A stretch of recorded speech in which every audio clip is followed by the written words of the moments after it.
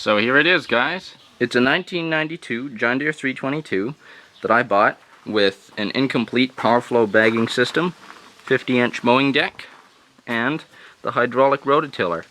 I later on purchased a snowblower for $450, so that means I'm $1,450 into this package. Here's what it looks like under the hood. The engine is a 3-cylinder Yanmar model 3T066UJ, and I believe these things had a 40 cubic inch bore. You basically got it converted to gas with a different intake manifold and a carburetor. It's got clean oil in it, and the coolant is pretty much non-existent. Overheated on me when I was test driving it, but it's good enough for this thing to run at brief periods before I pay some serious attention to it, get a coolant flush and a new thermostat. Now I'm gonna see if it fires up on a 2-year-old battery for sitting for 2 weeks.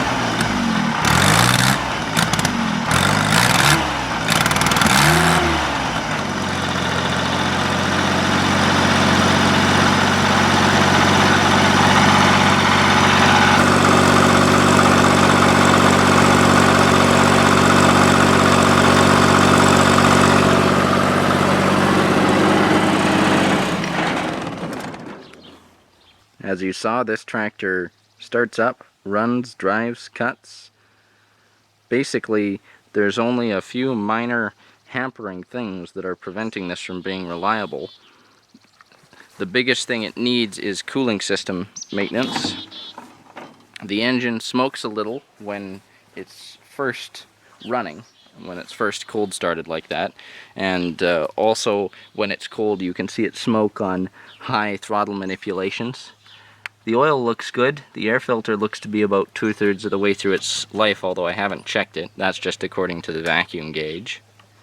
This tractor has 1,337 original hours on a working hour meter, and that's all presumed, of course. And for those of you who know internet subculture, 1,337 is a very interesting number of hours to have on a tractor. The power steering is a little loose. There's an O-ring floating there. Wonder if that has anything to do with it. But mainly I think it's just because of the axle set bolts, as you can see down there right in the center of the frame.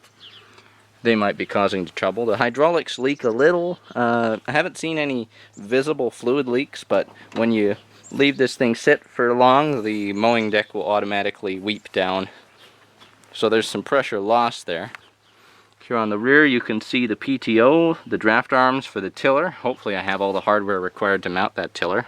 Here's a bracket for the power flow.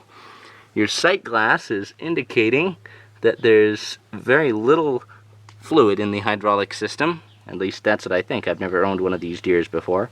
So I should probably top that up and find out where the leak is. In the meantime, that's about all I have to say about this tractor. As I said, I'll change the oil and filter myself, do some cooling system maintenance, clean the carburetor, change the air filter, add some hydraulic oil, and go from there. Just kind of fix up this tractor, because although it shows some serious signs of abuse, and of course the fact that the coolant's probably never been changed, might even leak, there's some things that need to be done to get this tractor back up to shape, but so far it's the best garden tractor I've ever had the pleasure of owning, and I'm really looking forward to doing some serious work with this thing, and not to mention investing some serious money. Anyway, thanks a lot for watching. More on this John Deere very soon. It's at the top of my priority list. Just finished tidying up the shop so it can move inside.